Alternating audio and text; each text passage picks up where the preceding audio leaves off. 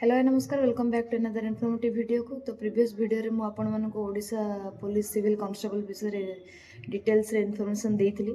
तो ए वीडियो रे मु ओडिशा पुलिस डिपार्टमेंट रो आ गोटे डिपार्टमेंट जेंति कम्युनिकेशन कांस्टेबल विषय रे फुल डिटेल्स रे कहबी। तार एलिजिबिलिटी क्राइटेरिया कोन, तार काम कोन, आउ तार सिलेक्शन प्रोसेस कोन, तार सैलरी केते। तो ये सब विषय मु डिटेल्स आपको जनइबी। बेसिकली तार काम कौन, बहुत पिला कम्युनिकेशन कांस्टेबल विषय अवेयर ना। तो ए वीडियो मु से विषय डिटेल्स रे कहबी। तो वीडियो को स्किप न करी लास्ट पर्यंत देखो। तो ओडिशा पुलिस कम्युनिकेशन कांस्टेबल रे 2021 रे टोटल पोस्ट बाहरला 244 टा। आउ ए वर्ष 300 पाखापाखि पोस्ट बाहर अच्छी। बहुत पिला ओडिशा पुलिस कम्युनिकेशन कांस्टेबल विषय अवेयर न था केमिति तार सिलेक्शन प्रोसीजर कौन,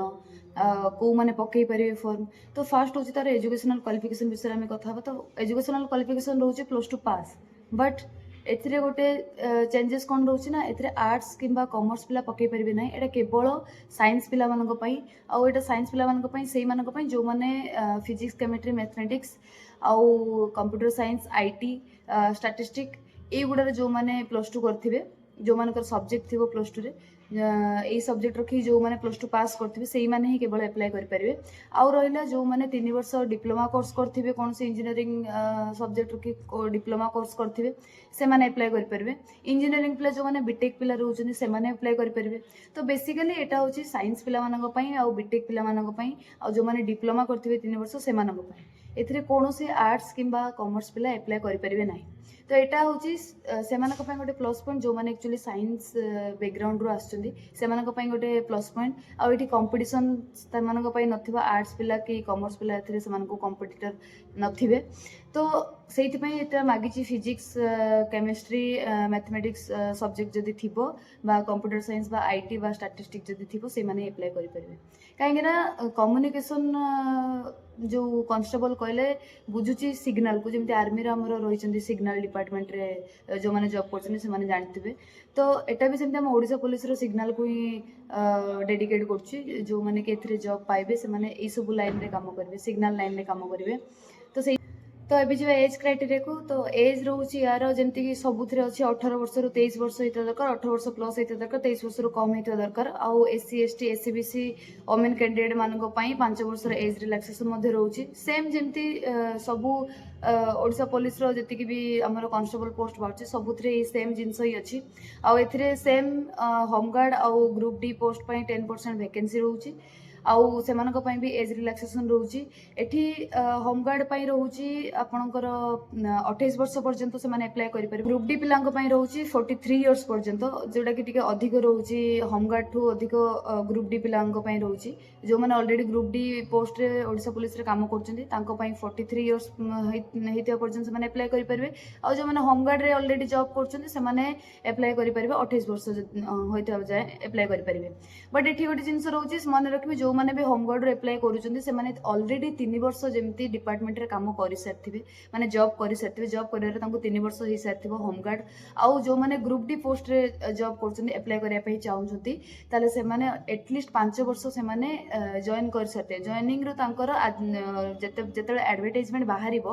से एडवर्टाइजमेंट पर्यंत जमी 5 वर्ष कंप्लीट हो सारी ग्रुप डी पोस्ट रे जॉब कर ताहले जाके से माने अप्लाई कर परिबे, नहले अप्लाई कर परिबे नाही। एटा जंती से माने मन रखिबे। जो माने भी ग्रुप डी आउ होमगार्ड जो माने भी अप्लाई करबे चाहछन्ती आउ थोर कहि दु जे होमगार्ड से माने तांको जॉइनिंग रो एडवर्टाइजमेंट बाहरला पर्यंत जंती 3 वर्ष कंप्लीट होतवा दरकार। आउ जो माने ग्रुप डी पोस्ट होछन से माने 5 वर्ष कंप्लीट होतवा दरकार, नहले से माने अप्लाई करि परिबे नाही। तांको से माने अप्लाई करि परिबे किंतु तांको से जो कोन रिलैक्सेशन एज रिलैक्सेशन आउ तांकर से जो तांकर रिजर्वेशन रहिछि सेटा तांको पई लागू होबो नाही। पोस्ट एनसीसी सर्टिफिकेट होल्डर मानक बोनस मार्क रही। A certificate holder 1 mark, B certificate holder 2 mark और सी सर्टिफिकेट होल्डर 3 मार्क रही। मे बी जदि जमीक सबू अलग गुड़ा देखिए आपको केवल बी आउ सी सर्टिफिकेट मिलूँ बोनस किंतु एथिरे A B C according to 2021 जो तांकर रूल आसला से हिसाब रे मे बी एटा एबे जोटा आसीबो सेटा चेंज ही केवल बी सी को दे पारे सेटा नोटिफिकेशन आसले जना पड़ियो किंतु एनसी सर्टिफिकेट होल्डर पे जो माने बी सी सर्टिफिकेट अच्छी जो माने पाखरे से मानको भी बोनस मार्क 2 मार्क 3 मार्क रो बोनस मिलिबो। एबे जिबा हमें यार एग्जाम यार फास्ट हम रिटन एग्जाम तापर हम फिजिकल तापर हम आपणकर मेडिकल तापर आपको जॉइनिंग लेटर मिले जमती कि सबू पोस्ट सेमती ही तांकर सिलेक्शन प्रोसेस थाए तो रिटन एग्जाम रे बस एथिरे चेंजेस अछि टिके यार रिटन एग्जाम रे आपको से 100 मार्क एग्जाम देवाक पड़िबो 120 मिनिट्स रे किंतु एथिरे चेंजेस कोन ना एथिरे सिलेबस रे चेंजेस अछि जेहेतु एटा +2 साइंस पिला मानकु नउची बा बीटेक पिला मानकु नउची बा डिप्लोमा पिला मानकु नउची सेथिपाई एथिरे कम रहिबो आपणकर ओडिया इंग्लिश अरिथमेटिक रीजनिंग आउ जो पार्ट रहिला तारो सेटा कम मार्क रहिबो अधिक रहिबो फिजिक्स आउ कंप्यूटर साइंस तो यार 100 मार्क रे आपणकर 25 मार्क रहिबो ओडिया इंग्लिश रीजनिंग अरिथमेटिक ए पार्टटा तांकर रहिबो जीएस एई सुडा पार्टटा रहिबो तांकर 25 मार्क आउ जिति कि 75 मार्क्स होता आउ 75 मार्क्स रे आपणकर केवल आसीबो फिजिक्स आउ कंप्यूटर साइंस रो क्वेश्चन आसीबो तो एटा गोटे प्लस पॉइंट से मानक पई जो माने भी ऑलरेडी माने फिजिक्स सहित टच रे थिबे जो माने +2 साइंस रू करिकि बीटेक करचंती बा जो माने ग्रेजुएशन करचंती से माने आराम से पकई परिवे आराम से भलो मार्क सिक्योर कर परिवे किछ असुविधा नै काइना एमानकु 75 मार्क्स रो केवल फिजिक्स आउ कंप्यूटर साइंस स्पेसिफिक डेटा जो सब्जेक्ट दे देला पकईया पई आउ Odia English arithmetic GS reasoning ए सब 25 मार्क्स रो आसीबो तो एटा गोटे बहुत प्लस पॉइंट साइंस पिला मानक पई से मानकु जदी वर्दी पिनबार अछि ताल से माने निहाती ए जॉब पई ट्राई करंतु रिटन एग्जाम विषय तो जानि पारले तो यार सिलेबस विषय मु आ गोटे अलग वीडियो नै आसीबी डेडिकेटेड वीडियो जेमति को मु कहितले ओडिसा पुलिस रो सिविल कांस्टेबल विषय रे जेमति सिलेबस को नै कि गोटे वीडियो आनिबे सेमति यार भी आ गोटे वीडियो आनिबे टिके टाइम लागु सेटा को आनिया पई तो यार भी सेमति गोटे स्पेसिफिक वीडियो नै आसीबी को चैप्टर रू को सब्जेक्ट रू कोन पढियार अछि केमति प्रिपरेशन करियार अछि जो माने भी अप्लाई करिया पई चाहउछथि तो से मानकु सेटा हेल्पफुल हबो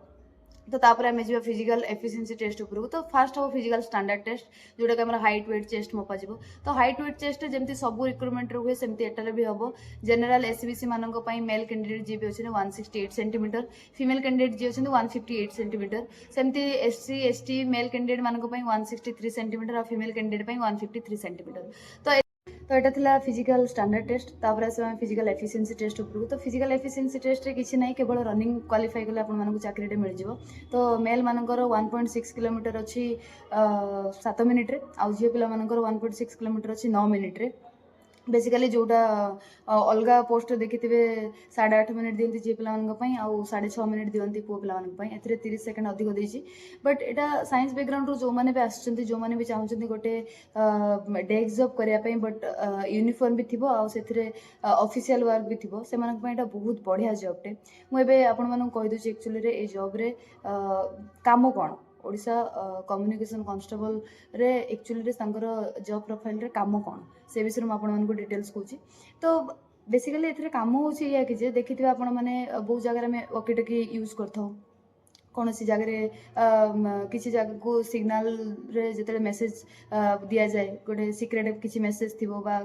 किसी पास कर से जो काम गुड़ा दीजिए जो मेसेज जो मैंने पठाती से ऑफिशियल वर्क रे जो मैंने बसता से सब कम आपण मानक दिज्व आपण मैंने से जगह ट्रेनिंग सरला से सब जगह पोस्टेड हे से सब कम करेंगे जमीक आपंकर रिजर्व रहीगला हेडक्वार्टर रे विजिलेंस रे रे स्पेशल ब्रांच रे रे क्राइम ब्रांच रे रही थाना मानक रही पारे एबे तो सब जिनस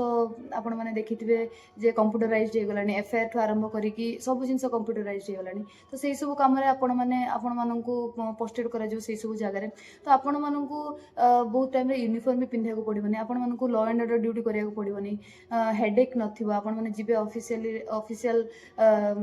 वर्क करेंगे जी टाइम रे ऑफिस जी ऑफिस रे काम करेंगे